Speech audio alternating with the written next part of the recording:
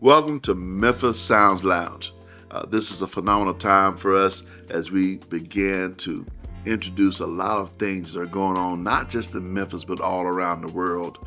And Memphis Sounds Lounge will be the catalyst of introducing people to people who are from Memphis or may have lived in Memphis or came through Memphis, but now are doing some tremendous things all over the globe.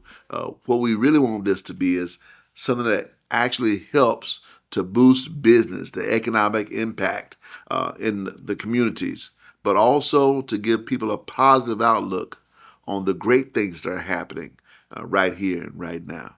There's some history that goes on that goes with Memphis Sounds. And Adam, I got Adam here with me. And Adam can probably give some history in regards to Memphis Sounds Lounge. And also I got Malik here, who is our expert as well in regards to things that are going on in Memphis. So, hey, Adam, tell Well, us the more key about thing Memphis. that you said is positivity. And that's the thing that we want to emphasize when we're showcasing individuals and corporations that's located here in Memphis or associated with Memphis. Our city is hurting. We want to fix it. We want to help fix it and have conversations and show inspirations on how to fix it. So, yeah, I want to roll with what you said about that positivity. We got to be more positive. We got And to show positive things. yes, because a lot of negative things get on the news or being expressed in social media, all of that. But there's more to life than all the negativity. Because people always talk about negative stuff all the time. I mean, I get tired of it. I don't even click on it because I don't want to hear it. I want to see some great and good things that are going on.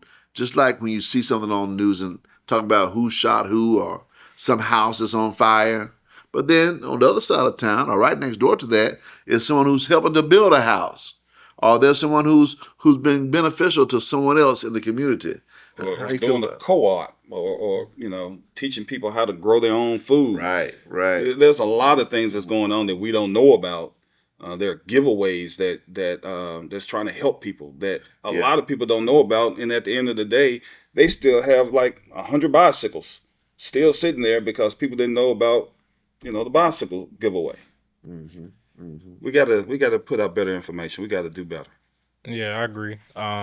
It's a lot of what people don't know about. It's a lot of what's being highlighted because it's getting incentivized. You don't do anything that you don't get rewarded for most of the time. It's just like your human nature. I did this positive outcome or outcome that I wanted or liked. I'm going to do it again until I get some other type of reinforcement. And then that's a whole psychological thing. But at the end of the day, it's really just about who's teaching what, who's getting exposed to what, and patience. A lot of the things that our people do, the things that are happening in the city, is because lack of patience. I can come on here or go out in the community and teach people all day and tell them do this, that, and the third. But if they thinking it's gonna happen overnight because they're addicted to social media and these instant gratification type posts and things that are happening, it doesn't matter because they're not going to be patient enough to ever see the result. Right? You can look at what's going on now and all the stuff that I've been able to do, you all been able to do, but it didn't happen overnight. And it's just tough to get people to understand that it's not going to happen overnight. It can happen faster than you think if you put the right plan in place and you do all the things you're supposed to do. But a lot of people aren't willing to do that, or they just don't even have a situation that allows them to do it. And then they have that coupled with impatience, and then it's just like, oh, I feel hopeless or I can't do it. And it's like, that's not the truth.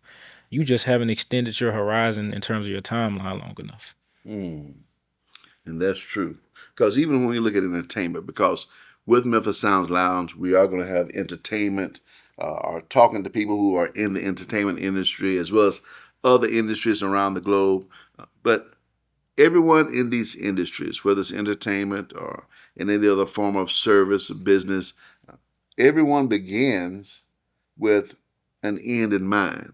And so they may begin to be in entertainment because they do want to have a certain type of impact to their families, in their community. They want to start certain businesses. Maybe they want to establish some type of auto dealership, or maybe they want to own a hotel. Maybe they want to actually begin to have grocery stores. and all of that. For instance, there's some potato chips that I see in the store now. People thought it was a joke, okay? Seeing the chips in the store. And say, oh man, they doing everything. So you see all the different folks on the chips and all of that. And but man, Some of those chips are pretty good now. They are good. Some of those chips are good. They are good. I've had some. I said, man, may not be good for you, but some of those chips are pretty good. But those chips, though, they have all natural ingredients, which a lot of other chips don't have the natural ingredients. What chips? Well, Wrap chips. Yeah, I the Wrap Snacks. Yeah, the Wrap Snacks. Oh, I mean, I like that. All natural ingredients. I didn't know that. This is the trip that part, though. This is the trip that part. I was sitting about to say, well, I had to go take the car in for... Still processed food, though. But go ahead. Yeah, still processed food, but still going to take the car in for a service at Lexus of Memphis, all right? And hopefully we may have him on Memphis Sounds Lounge because, you know, as a business owner and the impact that we have in regards to that. But went to Lexus. You go inside the service waiting area. They got snacks, you know, they got crackers and cookies and drinks and Wrap Snacks. What in the world? Wrap Snacks, delicious. So I said, don't get me a bag of those. So within an hour, though, I went back. All of them were gone. You were the guinea pig. All the Wrap Snacks were gone. Man. Folks actually know about them. They see who gonna be the first one to eat these snacks. Them. So it's not some type of hood thing as much as it is about an economic thing. They're making a difference. And it's grown from being a small project to being a massive industry entity that is owned by some folks that really want to make a difference. And I can see exactly what you're saying about that, but it takes time. Yeah. To get to that point. It takes time. And people need to look and see and understand how important time is to make things happen. We'll be talking about these things in Memphis Sounds Lounge. And also, let me cut you off. You did. I said, let me cut you off. So let me cut you off. No. I'm not asking. But anyway, what you're saying is true. It's also support. I mean, everything takes time, but we also have to support each other. When we know my brother over here is trying to do something positive, I want to support him. Just like you support or we support new restaurants that come into certain parts of town, we flock there and stand in line and support them. We can support each other. So we want to showcase those people that need our support, that need that financial backing that we can supply them to give them, and they will hopefully reinvest into the community. Other people that we take care of business-wise, I don't see anything about them coming back to our community and supporting anything that we're trying to do. Anything. Hopefully, I'm not saying that it's guaranteed, but hopefully the people that we support that look like us, will come back to where they're from and bring up the young sister and the young brother to follow in their footsteps. That's the goal, to reach back and bring somebody along. And basically, we're talking about this one word, educate. So we'll be educating the community about all these different things to help people financially. We'll talk about healthy lifestyle, so physically, helping people to actually understand how to maintain a focus to get a job done and building a business and all of that. And so we'll have all these things. And one other thing we'll talk about as well is family is very key. Oh, most definitely. Family is very key. And so we'll be talking about these things in regards to family and the family structure, how important it is to have a family. Now, family goes farther than just the bloodline, okay? Because we also have a family of friends. We have a family of business people, yeah. And so we want to make sure we focus on that. And then one other thing as well in Memphis Sounds Lounge we have some expressions of faith also, because we want people to understand that you have to be ready from the inside out. Just having all these different material things on the outside is one thing, but we need to be strong on the inside so we can flow on the outside. And that's very, very key. So as we go throughout this podcast and all of our series of the different episodes, we want to make sure we have that type of information we can share to educate the community, to make things happen. Now, with that being said, what do you think is one of the first things we should do in regards to educating the community? I'll take that first. I mean, I think that going back to what Adam was saying about businesses coming back, or we invest in businesses and then they pour back into the community, I think that people don't really understand what it takes to run a business, and they think it's some big far-fetched thing when it's really a lot of simple math. And then as you scale, it gets more and more complicated, and you build your team to handle those complications. So being able to start a business, grow a business, then look back and see opportunity is a thing that needs to be taught. You need to be taught how to see that. And there's also the fact that the individuals coming up after you that you want to reinvest in need to have a basis of, a basis of education and understanding to understand that they are next up. It's kind of like when I parallel everything to sports because that's what I did, and I could possibly do cars if people don't understand it, but I'll use sports in this analogy. When I played football at Olive Branch, right?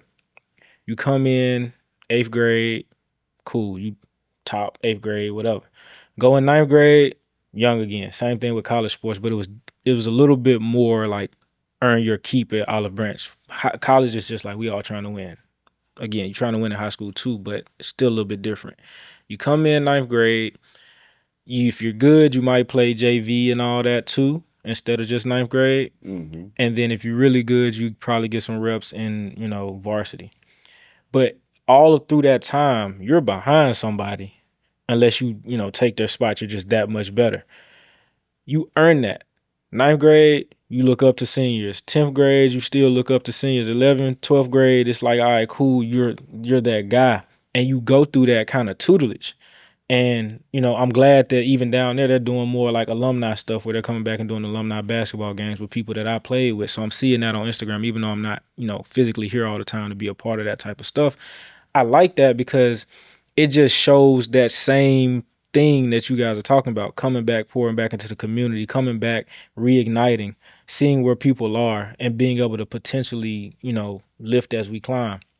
So all of that is important, but it starts with understanding how to do it. And we have to get beyond alumni basketball games, right? Like that's barely surface level. That's more of a lead magnet or just trying to get people to have conversations or figure out who's primed for even any type of conversation. So that's not even deep at all. The deeper thing would be workshops. It would be come to this. It would be, speaking engagements where you're bringing those young men, young women in the room and showing them that, hey, I sat where you sat. I'm not that much older than you. And really all of this has happened over this span of time. So what you're looking at is probably a 2-3 year span, not this same gap. If I'm 10 years older than you, 3 years ago, I still felt like you because I was basically in the same position versus I'm 10 years older than you and you think I've been so much ahead of you the whole time. So again, that time factor, the education factor, and then having people that you can pour back into ready to receive it. Because a lot of these kids ain't ready to receive it. You go tell them, hey, this is a route to go, and they look at you like you crazy. And it's like, it's really a route to go. Like, I've never understood risking your freedom and all of that for nothing, really. Like, you don't really get any gain from it. Yeah. You get temporary pleasure, you get some fast money that's gone. You don't get no cemented foundation where you can actually decompress. Right. You got stress, you got anxiety, you got people looking for you. You just know you're doing wrong, and it's all because of what? You don't understand something? It's a clarity thing. It's always been a clarity thing for me. And my goal, just personally, as my personal brand outside of businesses that will be built and that we're building now, is just to be a thought leader and provide that clarity. Because you can't go nowhere if you don't have any clarity. Or you can go somewhere without clarity, and when you start bumping into stuff, you can't be mad. Yes. Because you didn't take the time to sit back and get the clarity. I sat with it. I dealt with it. I looked myself in the mirror. I broke down. Mm-hmm. People ain't willing to do that, and that's the problem. Mm-hmm. And a lot of it comes from a male perspective. In my opinion, it's like we got to be the leaders, and we ain't leading. And we ain't building up young men to lead because everything is about being all hard and muscly. And it's like, cool, yeah, you gotta stand on that. You gotta be a man, you gotta lead. And the world don't always care about your feelings. Most of the time it don't, and it won't. It's not gonna change. No, it won't. But the thing that you have to be able to do regardless of that is one, build a village of strong men, strong acquaintances, people that you work with that will serve as your foundation and your support system. And then from there, what you do is you say, all right, cool, now I have more of a foundation for me to sit back and really assess myself. Until you have that, you can't assess yourself because everything is fight or flight. So, I mean, long-winded answer to, what I think needs to happen. But bottom line is we need to have individuals that can receive the pouring back into. Yes. And, throughout our interviews and discussions we have with other people we invite to Memphis Sounds Lounge, we'll be doing just that. I have some that are lined up already. One of them who's an entertainer, but also a business person. And looking at their information and their history, they had grandparents who owned businesses and all of that inspired them to do what they're doing today. With their foundation and with their movement throughout the community, then someone else has the same thing in regards to that because they too had the same type of foundation where their family was doing some particular things throughout the community, and now they are going on a higher level with technology to make things happen. So, I mean, we have some good examples of all of that, and to tell the truth about it, both of you and I myself as well have that same type of foundation because it didn't just start with us, but we saw where our forefathers and foremothers were actually doing some of the same things and establishing a foundation that actually They were trailblazers. Right. Trailblazers to help make some things happen. And this is what Memphis Sounds going to be. We're going to have a whole lot of fun. All right. We're going to be enjoying some things. We're going to have some events around, not just in Memphis, but around the globe. And we're working on those right now. We are literally working around the globe. Now. We're going to have some things. I can throw something out real quick. I'm pretty sure Nesby wouldn't, which unfortunately he's not available for us today. But we are working with the Vietnam government, also in China. Even though right now the China thing is a taboo thing. Let's get off the subject real quick. How y'all feel about the ban of TikTok? How do y'all feel about that? Not trying to get political. We're not doing political. Yeah, no, I don't look at it from a political standpoint. I look at it because of owning a production company and having to advise people on media and how to promote their brands and stuff like that. Being a producer in that space, I don't like it from a standpoint of like where leverage, because TikTok's algorithm, although I don't know all the back end of everything, right? Like I teach people how to create the content and build audiences and leverage that. TikTok had the algorithm that allowed you to do that the best. Now, what were you sacrificing or what did they have access to in conjunction to that is a deep read that's a lot deeper than what we can get into now. But I don't like it on the surface. Now, where there's friction, there's always opportunity, in my opinion. And I think that, there is some benefit to that being banned here, which is that we end up back in a space where you actually have to create good content, which really gives me more leverage as someone that's a producer in a production company. It's like, okay, cool. Now when I'm having these conversations, like I got more leverage because like that organic TikToks, leverage that you were building that you weren't really doing correctly. Now it's like, all right, let me really advise you, because now you got to go play on YouTube where it's SEO based, or you got to go back to Instagram where it's basically pay for play and you need to learn how to run ads and you really need to niche down. You know what I'm saying? Or you need to be on Facebook where it's more of probably looking at hiring a community manager, because more people interact like one-to-one on Facebook in your Facebook groups or on your personal pages. So understanding all those different components versus TikTok, which was really, good at showing you what you were interested in or showing your content to people that were interested in what you were talking about. I think that's an L for, people all over to be able to build the audiences. If it's all the way banned and it's gone and whatnot. But I do think there's an opportunity for someone like myself to help all you guys. Well, it's also, I look at it like this. Okay, you ban TikTok. Somebody like, for instance, Isaac Hayes III. you can just transfer your content to a platform like that, which is black owned To my fan base. fan base. Yes, fan base. So I don't look at it. I look at it as an opportunity for someone like him and other people that can build a platform, because people who are creators are looking for a outlet Yeah. to show their creations and their ideas. So when I watch the news, all I see is opportunity. Okay, yeah, okay, you gonna ban it? Somebody else is just gonna open it up. Just like what we would say in the hood: grand opening, grand closing. You just turn around. I mean, as soon as something closed, you just take that idea and go open it up somewhere else. Make it better. But that's how businesses are established. Right. Businesses are established because of what? You see, there's an opportunity Mm-hmm. to help fill a need. Fill a need. Yep. And to Solve supply, a problem. and to supply that demand. Right. For whatever it may be. That's how businesses are established. So businesses are established. So we want to make sure we actually use all of that within our own format right here with Memphis Sounds Lounge. Exactly. As we're kicking back and doing all these different types of things, traveling all around the globe, sharing Memphis music, but not only Memphis music, but the sound of Memphis in technology and science and entertainment with the music and movies and all of that. With sports and all the different types of services, multiple businesses all around. You'll be surprised how many folks either grew up in Memphis, was born in Memphis, or came through Memphis sometime, somewhere, somehow. You know, I was looking back in the history of time, and one of the most recognized comedians, Richard Pryor, you know, he broke a lot of barriers for people in entertainment, for comedians and all that. Did a lot of movies, did a lot of stand-ups, okay?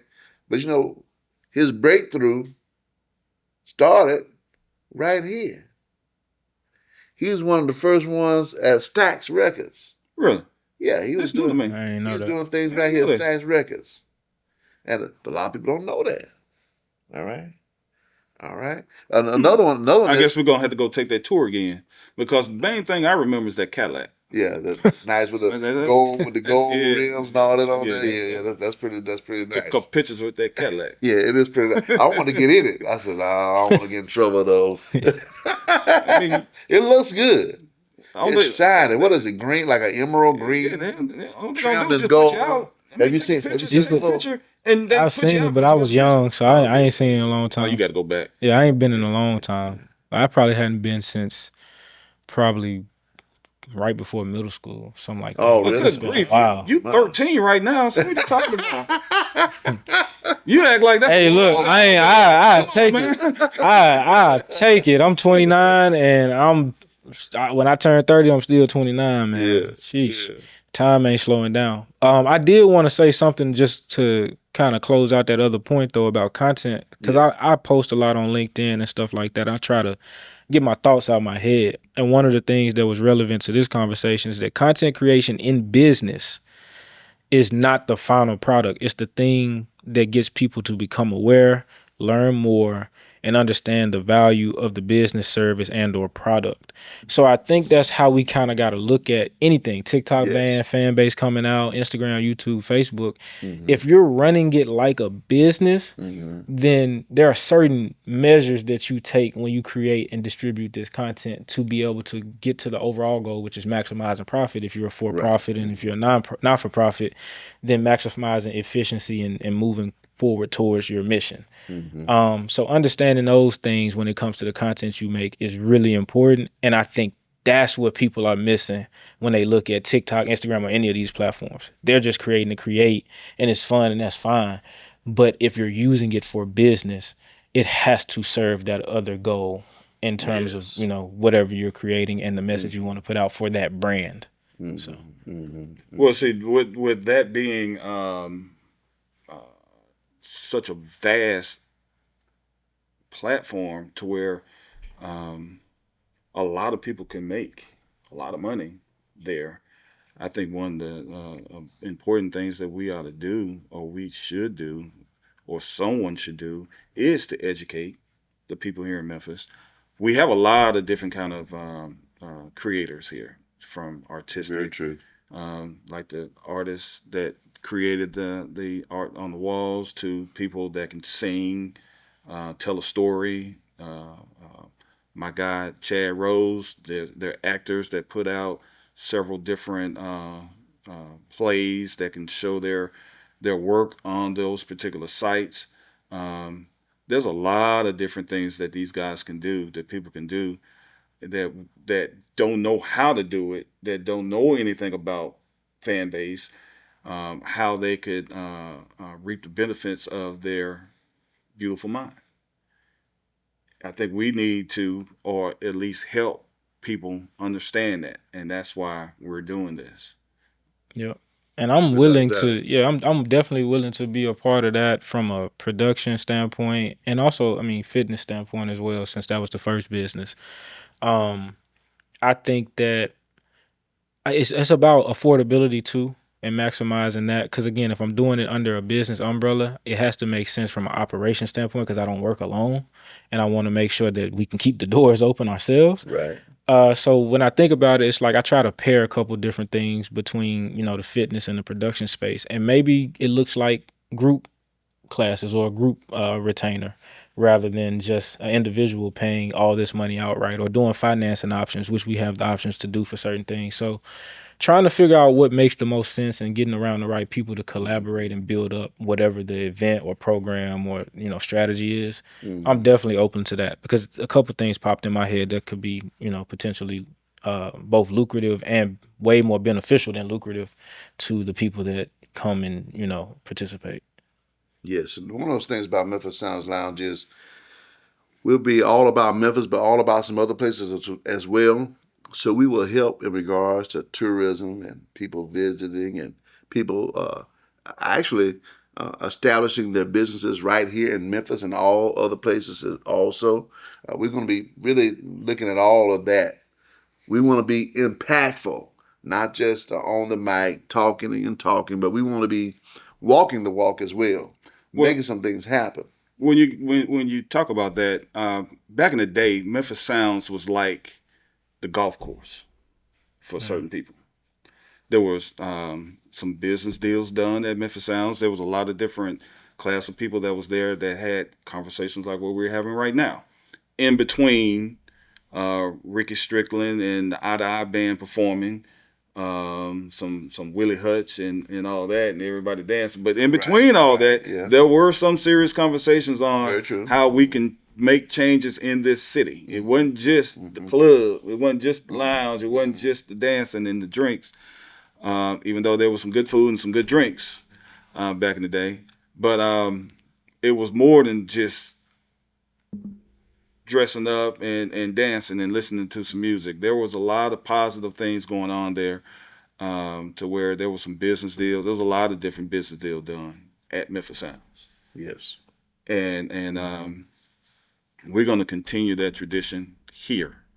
And we're going to make some business. We're going to move this city in a positive direction. We're going to make some changes. If we don't, I'm going to die trying. Simple as that. This is my home. Love it. As crazy as this city can be, still my home. Still love it. Memphis as, I'm going to keep it PG, heck. Well, the world is crazy, but we all living here. And but along with that, though, we're the ones who are going to make the good impact that supersedes everything else. And that's what I like about what we got right here. And so everybody look forward to what we have with Memphis Sounds Lounge, the discussions, the interviews, the planning, The feedback. the feedback. We will listen to you. And we have a whole lot of things that'll be going on in regards to Memphis Sounds Lounge. You'll be getting it right here, live and raw, like Adam over here. And I'm going to try not to be as raw as normal, because I'm going to try to keep it PG. Trina's going to try to keep me in check. She's going to try. I'm going to keep the bass in my voice. And I'm going to keep the quarters in my pocket. Lord have mercy. Oh my God. Hey man, we gonna close out on that one. Yeah. Also, but before we leave, you're not from Memphis. You can't talk about Memphis. Remember that. We can talk about our city. Can't talk about our city. Just That's right. hold it down. We're gonna handle this within. Yeah. We're gonna take care of the family business right here. But if you do have some suggestions and you want to invest in Memphis, come on. Yeah, we'll entertain those conversations, but we ain't just gonna take the bad mouth. Cause then we just check you. And if you don't know what checking is, then come visit the city. Yeah, You'll find out real quick. We can get you in a checking lesson Lord have mercy. to learn about the checking. What's up, man? But hey, it's all good and great. We like it. We want you to like and subscribe our channels. We need some red wine. Also to get need some cheap red wine. Isn't that what cheap. Isn't that what was He said? said cheap. Isn't that what Glorilla was talking about on Well, Shay when we had some? I ain't peeped the whole interview. I just seen No, snippets. I haven't seen all of it either, but you know, That's a different part of Memphis. I'm a Jesus freak, and Jesus. I don't think when he was at the wedding, the man said when Jesus turned the water to wine, he said, "Oh, you saved the best for last." I don't think it was cheap. It wasn't cheap. No, so we're not going. Said But I thought back then Top the shelf. wine was cheap back then, right? About a quarter. Hey man, Route. We'll see y'all later. Have a good one. Memphis Sounds Lounge. Like, subscribe, invite others. We look forward to seeing you here. Click that button.